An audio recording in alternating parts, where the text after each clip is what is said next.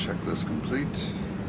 US Airways Flight 1549 has just left New York's LaGuardia Airport. Birds. And that fast, we were just on top of them. My aircraft. Our aircraft. Both of the plane's engines have stopped working. Mayday, mayday, mayday. This is Cactus 1549.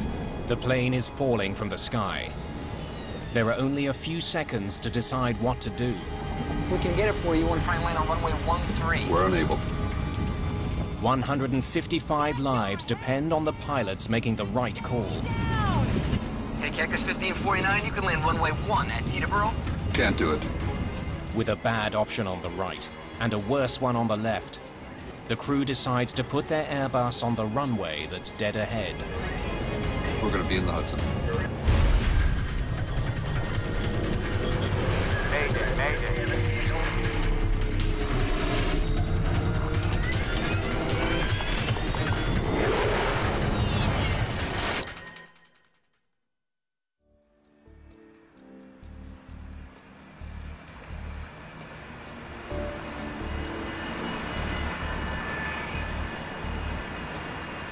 New York's LaGuardia Airport, mid-afternoon.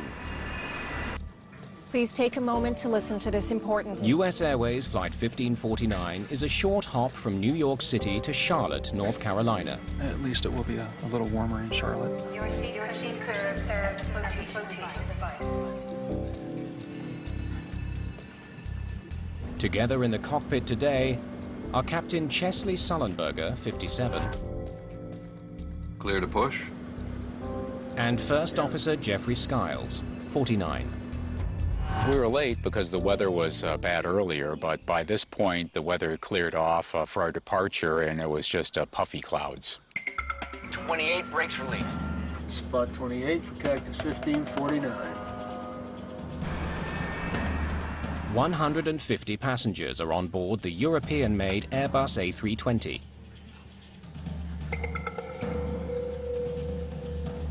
Businessman Clay Presley is on his way home to Charlotte.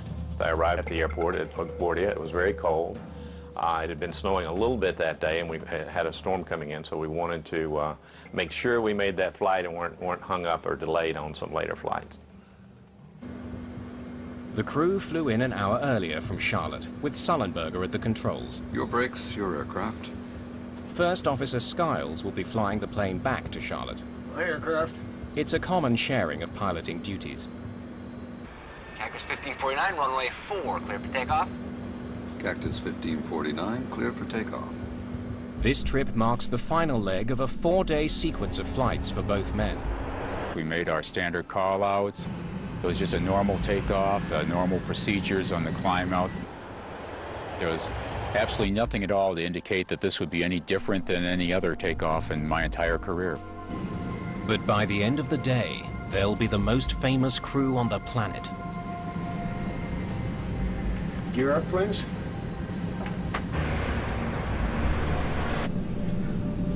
Gear up. Patrick Harton is one of the controllers handling traffic out of LaGuardia today. He has one of the most stressful jobs in the world. When I sit down in front of a radar, I'm responsible for every person on every airplane under my control. And I take that responsibility very seriously. Cactus 1549, New York departure, radar contact. Climb and maintain 15,000. The flight will climb northeast out of LaGuardia and then begin a slow turn south towards Charlotte. I think I had about 3 or 4 airplanes on my frequency at that time. And it was just a normal departure. You know, it was just another flight that I've handled a million times. Riding the thrust of 2 General Electric engines, the aircraft powers into the sky. Cactus 1549, 700, climbing 5,000. What a view of the Hudson today. Yeah. After takeoff checklist complete. Flight 1549 is traveling at almost 400 kilometers an hour. It's been in the air for just a minute and a half. I caught something out of the corner of my eye, and slightly to our right, but still ahead of us, was a line of birds. And they were very, very close, too close for us to maneuver around. And that fast, we were just on top of them. You can just feel the power of the plane going forward. And then all of a sudden, there was this gigantic boom. It seemed like it stopped in midair, like you hit a brick wall. And then all of a sudden, somebody said, "The left engine's on fire." Uh-oh. Before we could even assess the situation, We got one roll, both of them rolling back. both engines rolled back to idle. Ignition start. Just 13 seconds after their problems began, Sullenberger takes control of the struggling plane. My aircraft. Your aircraft.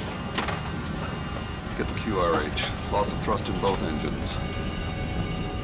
The QRH, or Quick Reference Handbook, is a step-by-step guide to dealing with emergencies. Mayday, mayday, mayday. This is Cactus 1549. Hit birds. We've lost thrust in both engines. We're turning back towards LaGuardia. When a pilot says Mayday or declares an emergency, you go from a focus state to a hyper-focus state. You just focus in on the emergency itself and, figure out the solution to the problem. Okay, you need to return to LaGuardia. Turn left, heading 220.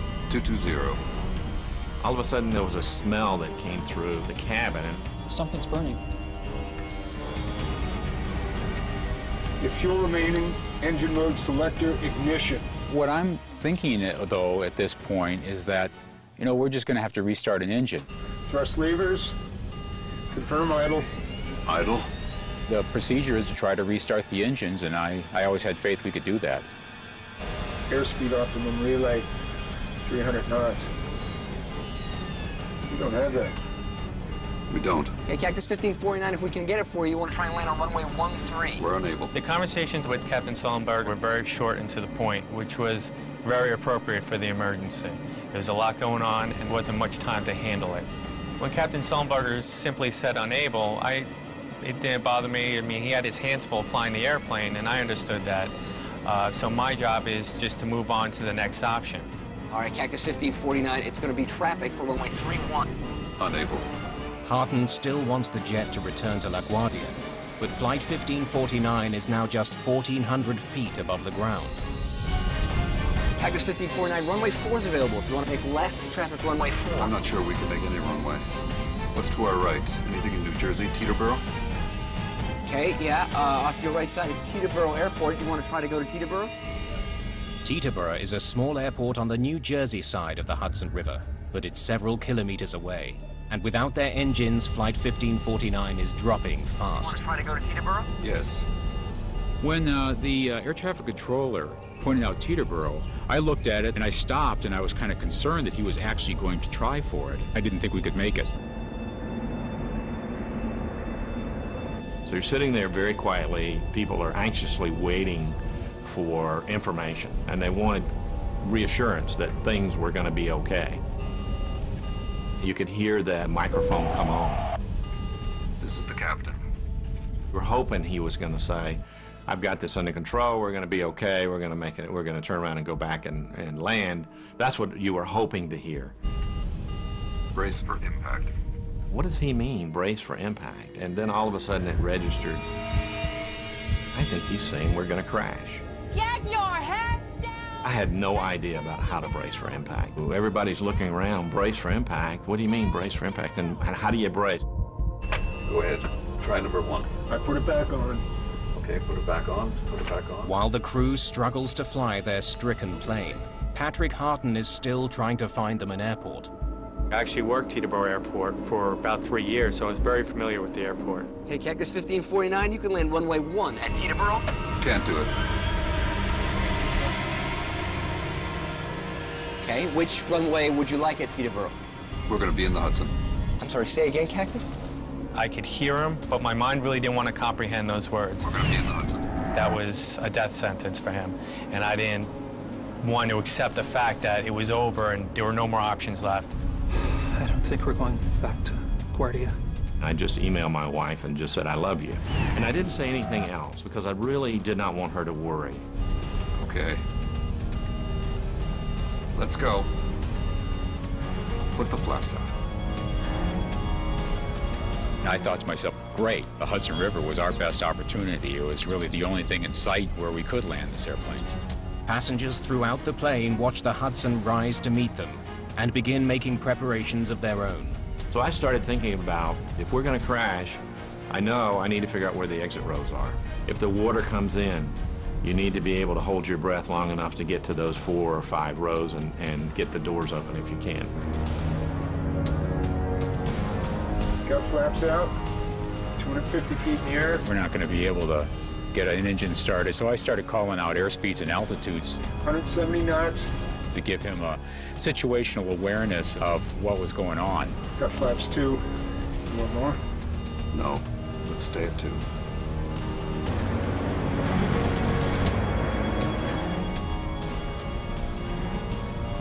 Got any ideas? Actually, not. We were so focused on what we were doing, and I always thought it would work out. Below 300 feet, Patrick Harton's radar can't see the plane. Flight 1549 disappears. When the aircraft disappeared off my radar, I just assumed that there weren't going to be any survivors.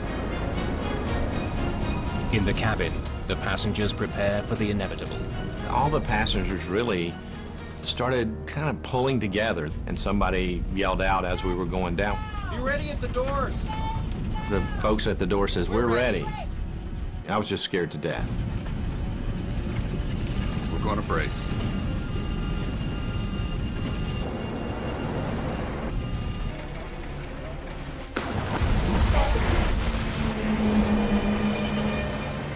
Looked like the airplane was going right for the bottom of the Hudson River. All we saw was water cascading over the windshield. It was like a tornado. Pieces of the plane were being torn apart. Some people were thrown around pretty good. Then the airplane popped up, and it was just sort of gently rocking in the waves.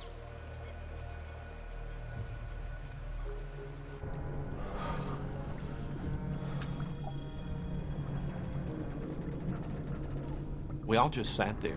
We were all in shock, and we were waiting for what's next. US Airways Flight 1549 was in the air for just 5 minutes and 8 seconds. Having made a remarkable landing, the passengers and crew now face a new danger. The plane is leaking. The ice-cold water of the Hudson is pouring into the cabin.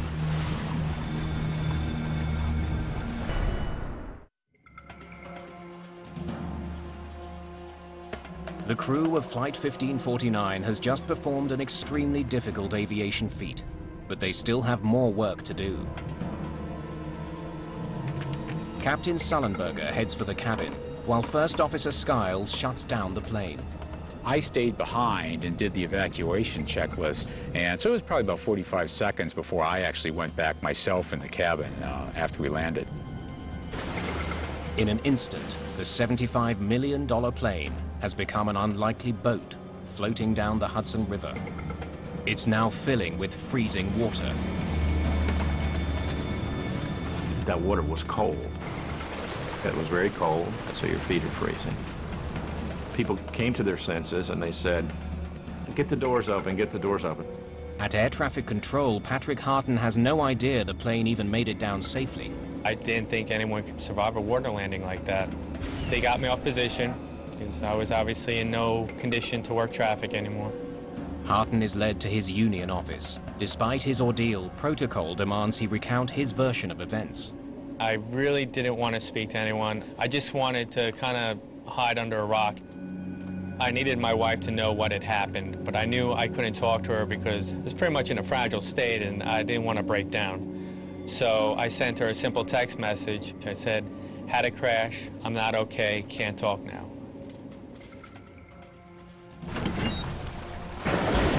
Passengers nearest the exits open the doors quickly, while Sullenberger and the cabin crew begin managing the evacuation. I just jumped up very quickly and started making my way to the emergency door. And so I worked my way out onto the wing, just a few steps to start with. I started noticing that people around